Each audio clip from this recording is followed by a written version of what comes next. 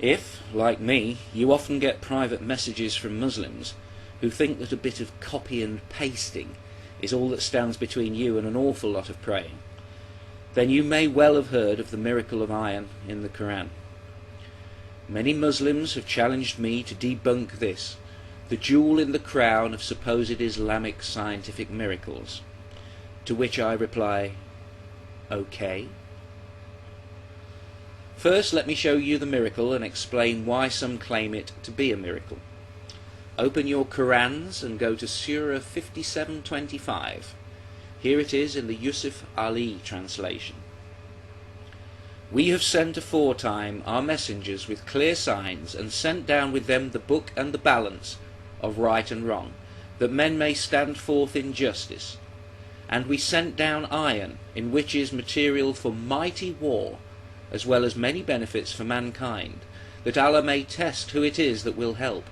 For Allah is full of strength, exalted in might, owner of the biggest stick, etc., etc., etc.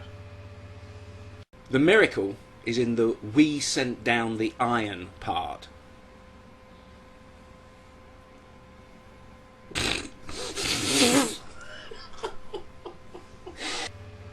Many Muslims claim this section of the Quran is clearly referring to the scientific fact that iron really does come down to the earth from the skies, from outer space, carried on meteorites and, more rarely, in asteroids.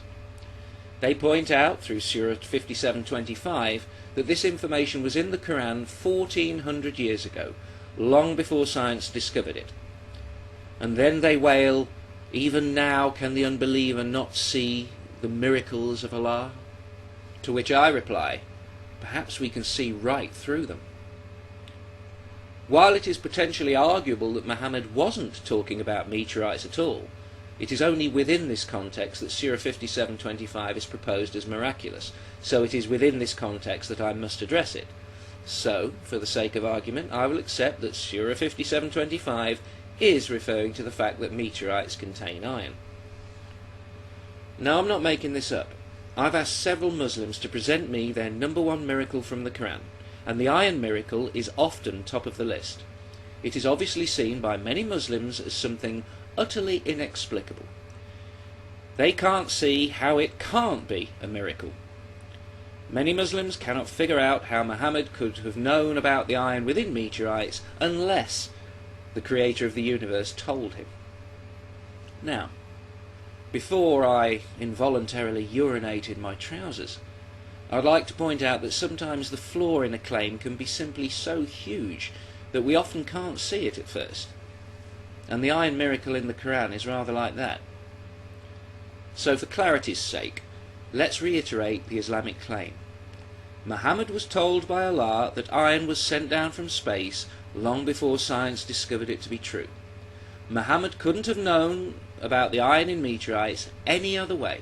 It had to be a miracle. In essence, the whole argument is based upon the question, who else but the creator of the universe could have told Muhammad that meteorites contain iron? Well, could have been a merchant, could have been a blacksmith, could have been a weaponsmith, could have been a trader, a sailor, a soldier, a holy man, a pagan, a traveller, a wise man, a kid on the street, or maybe a beggar. Because it is a fact that many people in Muhammad's day and long, long before knew that meteorites contained iron. Warning, the next segment of this video contains Islamic kryptonite, otherwise known as facts. The first signs of iron use came from ancient Egypt and Sumer around 4000 BCE. The iron use was found in the form of tips of small spears and ornaments. This was something of a surprise when it was first discovered, because the technology to smelt iron did not come along for several millennia. But when these artifacts were submitted to analysis, these items were found to be made from iron recovered from meteorites. Meteoric iron can easily be distinguished from smelted iron due to its high nickel content. This 5 to 26% nickel content also makes meteoric iron much easier to work with than smelted iron. So, meteorites were known to contain iron 4,500 years before the Quran. 4,500 years before the Quran. In fact, the knowledge is so old it can't even be claimed as a scientific discovery, as it was made long before the birth of science. Meteorites, or shooting stars as they're sometimes called, have probably been venerated by mankind for as long as humanity has existed. The prehistoric use of meteoric iron is thought by many historians of metallurgy to be worldwide. History, despite what they teach in Islamic schools, did not begin with the Quran. Civilizations far older than Islam, from the Hittites and the Egyptians to the Greeks and the Romans, all valued meteorites precisely because of the fact they were known to contain iron. Iron was a rare metal in the Bronze Age. It was highly prized for swords and ceremonial daggers. Iron was even valued for a time above gold. The early Hittites are known to have bartered iron for silver at a rate of 40 times the iron's weight. You ask how Muhammad could possibly have known meteorites contained iron. Well, here's your answer. It's because everybody knew it, or at least it was common knowledge to anyone who knew anything about metals. Muhammad wasn't telling the first readers of the Quran something they didn't already know, although it may have seemed like that to ignorant people. He was simply tying one of nature's most impressive spectacles to his idea of God, and the idea that God might give them iron, and thereby his blessings for quote-unquote mighty war. It's no surprise Muhammad should mention meteorites in the Quran. They have always been seen as mystical objects. The Bible mentions them.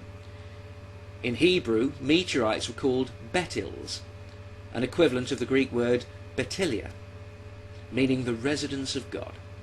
In the Bible, Jacob rests his head on such a betil stone in the desert, and in his sleep he sees a vision of the stairway to heaven leading to the throne of God. Shooting stars have been seen for as long as there have been eyes. On the YouTube of 4000 BCE, they were probably put forward as indisputable proof of God. Meteorites would have attracted much interest and scrutiny from the greatest minds of any day. That they contained iron was widely known to the Hittites, the Sumerians, the Assyrians, the Romans, the Greeks, where meteorites were often worshipped or treated as sacred relics from the gods.